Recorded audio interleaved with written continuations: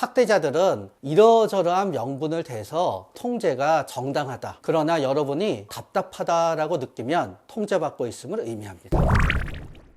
정신건강의학과 전문의 최명기입니다. 오늘은 최명기의 마음 편한 TV 구독자님들께 학대자의 심리에 대해서 알려드리고자 합니다. 학대자의 심리를 알잖아요. 우리는 예측이 가능해집니다. 똑같이 당하더라도 속으로 생각할 수가 있어요. 네가 이래서 이러는 거지. 그래서 오늘은 학대자의 심리에 대해서 우리가 함께 알아보고자 합니다. 많은 분들은 학대받으면서 잘 모릅니다. 그래서 제가 한번 여러분들께 알려드리고자 합니다. 지금부터 제가 읽어드릴 텐데요. 여러분들이 만약에 여기에 해당되는 부분이 상당히 많다? 그런 여러분은 학대받고 있을 가능성이 높습니다. 그 사람이 잘못된 행동을 이야기하면 그 사람은 나에게 보복합니다. 그 사람의 잘못에 대해서 내가 반대하면 그 사람은 오히려 네가 문제야 라고 주장합니다. 그 사람은 화가 난 상태에서 불성실하게 형식적으로 사과를 하는데 나는 그 사과를 무조건 받아들여야만 합니다. 잘못은 그 사람이 저질렀는데 그 결과에 대해서 나를 탓합니다. 그 사람의 잘못된 부분에 관해서 이야기하려면 매번 상황이 안 좋다면서 대화를 피합니다. 그 사람 때문에 당신의 인생을 망치고 있습니다. 그 사람은 자신이 그런 일을 한 적이 없다고 부정합니다. 당신에게 상처 주고 당신의 두려움에 떨게 해놓고 나서는 네가 그렇게 나를 만들었잖아 라고 주장합니다. 그 사람은 화가 나면 여러 가지 방법으로 당신을 무섭게 합니다. 이성 간의 관계인 경우에서 그 사람은 당신의 의사를 무시하고 섹스를 강요합니다. 그 사람은 일정한 패턴으로 당신을 컨트롤하고 조종하고 무시하고 깎아내립니다. 따라서 당신은 이러한 괴로움을 갖고 있게 됩니다. 그 사람이 무섭습니다. 그 사람 때문에 친구, 가족과 멀어져서 외톨이가 되었습니다. 무기력하고 의욕이 저하되고 우울합니다. 내 생각과 행동에 대해 확신을 잃고 내가 쓸모없는 사람인 것 같습니다. 그 사람과의 관계에 신경 쓰고 그 사람의 일을 수습하는데 고민하느라고 나를 챙기지 못합니다. 나는 항상 틀린 것 같습니다. 모든 의 잘못인 것 같습니다. 그 사람과 말을 섞으면 기분이 항상 이상해지는데 도대체 왜 그런지 알 수가 없습니다. 만약에 이러하시다면요, 학대받고 계신 거고요. 학대에서 벗어나기 위해서는 학대자의 심리를 알아야만 됩니다. 학대자의 가장 커다란 특징은 자유를 주지 않습니다. 나의 일거수일투족을 감시하고 끝없이 잔소리를 합니다. 내가 어디에 가서 뭘 하는지 알지 못하면 안 됩니다. 그러나 학대자들은 참 재미있는 게요, 자기는 어디 가서 뭐 하는지 절대로 알려주지 않습니다. 그래서 만약에 내 남자친구가 됐든 내 여자친구가 됐든 나한테 통제하는 사람이잖아요. 내가 회식을 하거나 그러잖아요. 전화가 빗발치듯이 옵니다. 그래서 내가 너무 힘들어서 전화를 안 받잖아요. 나를 갖다 두려울 때까지 몰아세웁니다. 그래서 학대자의 심리의 중요한 부분은 통제 그 자체에 있습니다. 그러나 학대자들은 본인의 통제가 정당하다, 통제가 아니다 라고 주장합니다. 그러나 여러분이 자유가 구속되어서 답답하다라고 느끼면 그것은 무조건 통제받고 있음을 의미합니다. 학대자들은 자기는 뭐든지 할 수 있다는 특권의식에 사로잡혀 있습니다. 내 의견을 절대로 듣지 않습니다. 뭐든지 학대자들이 원하는 대로 하잖아요. 어떤 생각을 하게 되느냐? 난 하인인 것 같아. 내가 내 삶을 사는 게 아니야. 그 누구를 위하는 게 나한테 기쁨을 주는 게 아니라 나에게 고통을 주고 있다면 그거는 현재 여러분이 학대받고 있다는 것을 의미할 수 있습니다. 학대자들하고 지내다가 보면요, 기가 막힐 때가 있어요. 나를 몇 년 동안 힘들게 해놓고 나서요, 그런 일이 있었어? 난 몰랐는데? 왜 얘기를 안 했어? 진짜 기억 못하는 걸까요? 일부는 맞고 일부는 틀립니다. 학대자들은 자기가 잘못했다는 생각을 하지 않아요. 본인의 학대 행위가 너무너무 당연해요. 10몇 년 전에 아침밥으로 뭐 먹었는지 기억 못하지요? 학대자들이 누구를 학대하는 건요, 그냥 밥 먹는 거랑 똑같아요. 밥 먹듯이 남을 학대하고 물 마시듯이 남을 학대하는 거예요. 그러니까 실질적으로 본인들은 잊어먹기도 꽤 많이 잊어먹어요.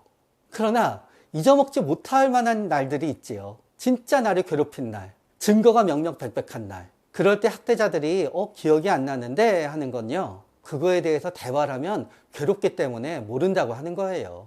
그 사람은 일관되게 굴면 돼요. 기억이 안 나는데 어떻게 사과를 해? 기억이 안 나는 걸 나보고 어쩌라고. 최전선에서 방어가 가능한 거예요. 기억이 난다 그러잖아요.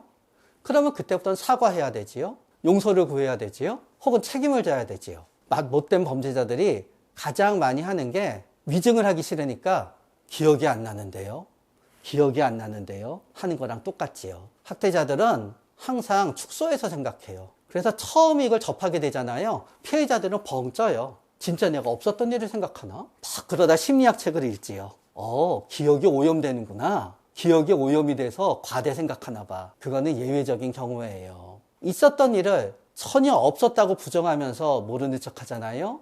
그러면 죄송하지만 여러분은 학대받고 있을 가능성이 아주 높습니다. 학대자들이 누군가를 학대할 수 있는 이유는요. 상대방을 나와 똑같은 권리를 가진 인간으로 여기지 않기 때문입니다. 인종차별이 극심했었던 이유는요. 특정 인종이 특정 인종을 자신과 같은 인간으로 생각하지 않았기 때문에 가능합니다. 자신과 피해자는 완전히 급이 다른 인간이라고 생각하는 거예요. 자신은 피해자랑 비해서 너무너무 똑똑하고 지혜롭습니다. 피해자는 자신에 비해서는 너무너무 무식해요. 피해자 말은 하나도 들을 필요가 없는 겁니다. 자신은 고통받으면 너무너무 예민한 섬세한 사람이에요. 그래서 피해자는 가해자한테 하나도 고통을 주면 안 된다고 가해자는 주장합니다. 그러나 가해자는 얘기합니다. 네가 받는 고통은 내가 받는 고통에 비해서 요만큼이야. 그러니까 가해자는 피해자에게 고통을 줘도 된다고 생각합니다. 가해자들은요, 피해자를 하나의 도구로 여기거나 하나의 소유물로 여기게 됩니다. 그러면 내가 도구로 여겨지는가 아닌가를 시험할 수 있는 방법이 하나 있습니다. 그 사람이 나를 갖다 돈 벌어오는 도구로 이용하는 것 같습니다. 그러면 여러분, 돈을 벌어오지 말아보세요. 그랬더니 돈을 벌려고 난리가 나면은 여러분을 돈 벌어오는 도구로 이용하고 있는 겁니다. 나를 밥하고 빨래하는 도구로 이용하고 있습니다. 밥하고 빨래하는 거를 한번 안 해보세요. 그랬더니 난리가 나면은 여러분을 밥하고 빨래하는 도구로 인정하고 있는 겁니다. 내가 도구에 해당되는 역할을 하지 않았을 때 길길이 날뛰고 나를 어떻게든 그 일을 시키려고 난리가 난다면 죄송하지만 여러분은 인간으로 존중받지 못하고 도구로 이용당하고 계십니다. 드라마에 보다가 보면은요, 설마 저런 사람이 있을까 생각합니다. 설마 그런 사람이 매우 많습니다. 드라마의 악당들은 두 부류가 있는 것 같습니다. 첫 번째 타입의 드라마의 악당은 타노스 타입입니다. 막강한 힘을 가졌어요. 물론 그 사람이 나를 제외한 다른 사람한테도 막강한 힘을 가진 건 아니에요. 학대받는 분들을 상담하다가 보면은요, 가해자에 대해서 엄청난 사람으로 생각하고 얘기해요. 그런데 막상 가해자들이 직접 보잖아요. 보잘것 없어 보여요. 서서히 쇠뇌에서 엄청나게 보이게끔 가해자가 한 거지요. 엄청나게 보이게끔 되잖아요. 그러면은 그때 가해자들은요, 술수를 부리지 않아요. 그냥 막강한 힘으로 짓눌러요. 그런데 두 번째 타입의 악당들은 술수를 부려요. 거짓말도 하고 거짓 맹세도 하고 강약을 조종합니다. 왜냐하면은 계속 힘들게 하잖아요. 그럼 떠나버려요.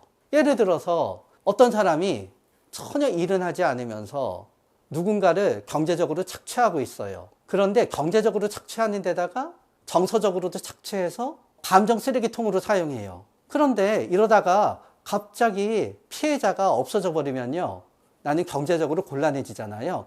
그러니 어느 날 갑자기 울면서 또 반성을 해요. 그래가지고 마음을 갖다 이렇게 누그러뜨리고 나서 또 경제적 착취만 하다가 막판에는 또 정서적 착취를 하고 감정 쓰레기통으로 이용해요. 그러다가 짐을 쌀 듯 하면은 또 푹 무너져서 너무너무 미안하다 그래요. 이런 술수를 부리지요. 영어에서는 이거를 매니퓨레이션이라 그럽니다. 매니퓨라티브 하다. 그런데 이거를 한국말로 번역하기가 참 어려워요. 조작적이다. 조정을 한다? 다 조금 어려워요. 그래서 제가 그들이 어떻게 하는지 실례를 제가 말씀드리면 여러분은 아, 이거구나 하고 깨닫게 되실 거예요.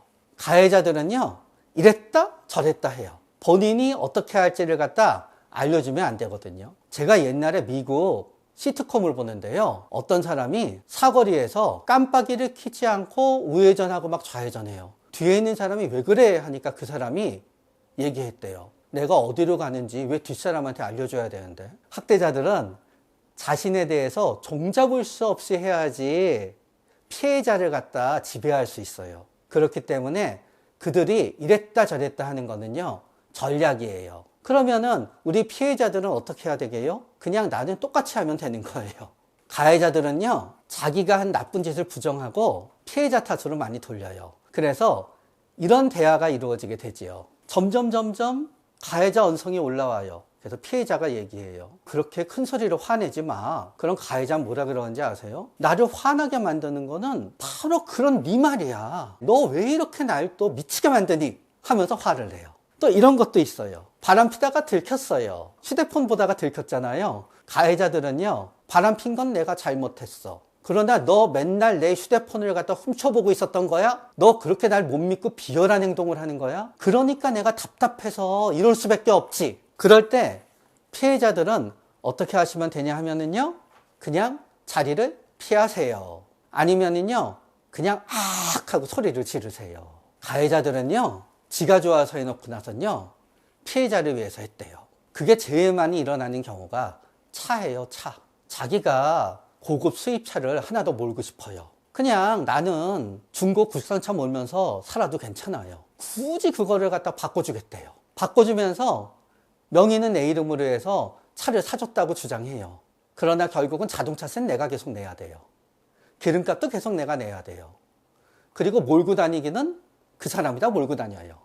나는 원치 않아요. 그런데 막 부모님이 얘기해서 나한테 증여해줘요. 그리고 나서 나한테 배은망덕하대요. 그렇게 많이 재산을 받아놓고도 꿈쩍도 하지 않는다고. 그래서 내가 도로 가져가시라 그래요. 그러면 부모님이 얘기하지요. 그래, 네가 주면 받긴 하겠는데 세금은 네가 내. 많은 가해자들은요, 피해자가 원치 않는 선물을 해줘요. 그 선물을 착용하거나 그 선물을 한 옷을 갖다 입은 피해자 모습을 봤을 때 가해자가 즐겁기 때문이에요. 그래서 자기가 보기 즐거운 거를 선물해줘요. 그러고 나서 지가 좋아서 선물해줬잖아요. 그리고 나한테 또 대가를 바래요. 이럴 때는 안 받거나 돌려주는 게 최고이기는 하지요. 안 받거나 돌려주지 못하잖아요. 그러면 여러분 팔아버리세요. 가해자들은 잘못에 대해서 얘기하잖아요. 피해자의 죄책감을 불러일으켜요. 부부 상담을 하다가 보면은 모든 잘못은요, 5대5가 이 세상에 별로 없어요. 대부분 이 세상에 부부 사이에 잘못되건 친구 사이에 잘못되건 상사와 부하 사이에 잘못되건요, 이 세상은 보통 7대3이에요. 그래서 제가 그냥 아무 자료도 없이 두 사람이 동등하게 놓고 하는 상담을 제가 별로 좋아하지 않아요. 7대3인데 마치 5대5처럼 상담하잖아요. 그런 7의 잘못을 하고 있는 사람들은요, 잘못이 덜어지는 거예요. 3의 잘못을 하고 있는 사람은 잘못이 2가 더해져서 오히려 더 미안해해야 되지요. 그래서 저는 둘을 놓고 상담을 할 때는 꼭 심리검사 결과를 갖고 상담을 해요. 어느 쪽이 7인지 보통 나오게 되지요. 그런데 보통 많은 피해자들은요, 본인이 잘못한 게 적지만 가해자가 그럴 수밖에 없었던 안타까운 사연을 갖다 본인이 자극했다고 생각하면서 죄책감을 가져요. 왜냐하면은 선생님, 이 사람이 밉다가도요, 불쌍해져요. 어려서 이 사람이 부모님한테 너무너무 심하게 학대를 받아서 사랑하는 법을 몰라요. 그러다 보니까 나한테 그러는 게 아닌가요? 그런 전 얘기하지요. 개뿔 그런 소리 하지 마세요. 그 사람은 자신이 잘못해놓고 나서 남의 탓을 하게 만들어요. 부부싸움을 했어요. 그런데 좀 심하게 싸웠어요. 한마디로 몸에 상처가 났어요. 그런데 갑자기 우리 부모님이 찾아온 거예요. 그러면 부모님한테 얘기하게 되거든요. 그럼 부모님이 가해자한테 전화하게 되지요. 그러면은 가해자는 그 부모님한테는 그냥 미안하다고 해놓고 와서 이제 우리 피해자를 갖다 막 족치는 거예요. 너네 부모님이 항상 이렇게 우리 사이에 끼어드니까 우리가 서로 조종할 수가 없는 거야. 그러면서 마치 피해자의 부모님이 과도하게 간섭을 해서 일을 이렇게 만드는 것처럼 해서 사이를 멀어지게 만들어요. 그리고 가해자들은요, 진짜 좋아하는 게 피해자와 피해자 친구를 이간질 시키는 거예요. 그래서 피해자 친구 중에서 되게 용기를 주는 친구가 있거든요. 그럼 같이 만나자 그래요. 같이 만난 다음에 일부러 그 친구를 시비를 걸어요. 그 친구랑 피해자랑 가해자랑 싸우게 만들어요. 그리고 우리 피해자한테 얘기해요. 걔를 선택하든가 나를 선택하든가 해. 나랑 앞으로 사귀는 동안에는 걔 만날 생각도 하지 마. 이런 식으로 관계를 끊어버려요. 그렇기 때문에 여러분이 만약에 번번이 이런 술수에 당하고 있다면요, 여러분은 심각한 학대를 받고 있는 겁니다. 오늘은 학대자의 심리에 대해서 알아봤습니다. 옛날에는요, 한때 어디가 부러지거나 어디가 멍이 들어야만 학대라고 생각하던 시기가 있었어요. 그러나 지금은 고의로 누군가의 마음을 아프게 하고 그 사람의 마음을 아프게 해서 그 사람을 약하게 함으로써 지속적이고 규칙적인 이익을 얻어서 착취한다면 그거는 뭐가 됐든지 학대받고 있는 거지요. 이 방송 보시는 분들 중에 매트릭스를 안 본 분은 없어요. 매트릭스에서 우리 네오님이 힘을 얻는 순간이 뭐였지요? 적이 형체로 보이지 않고 숫자로 보이는 순간이었지요. 알고리즘으로 보이는 순간 적을 파악하게 되니까 당하지 않게 된 거예요. 학대자가 피해자를 괴롭히는 심리와 방법은요, 알고리즘인 거예요. 그 알고리즘을 알면 알수록 여러분은 좀 더 예측 가능하게 대처할 수 있고 결국은 언젠가 학대, 피학대 관계의 사슬에서 벗어날 수 있게 되십니다. 다음에는 더 좋은 주제로 최명기의 마음 편한 TV 구독자님들을 뵙기 위해서 노력하겠습니다.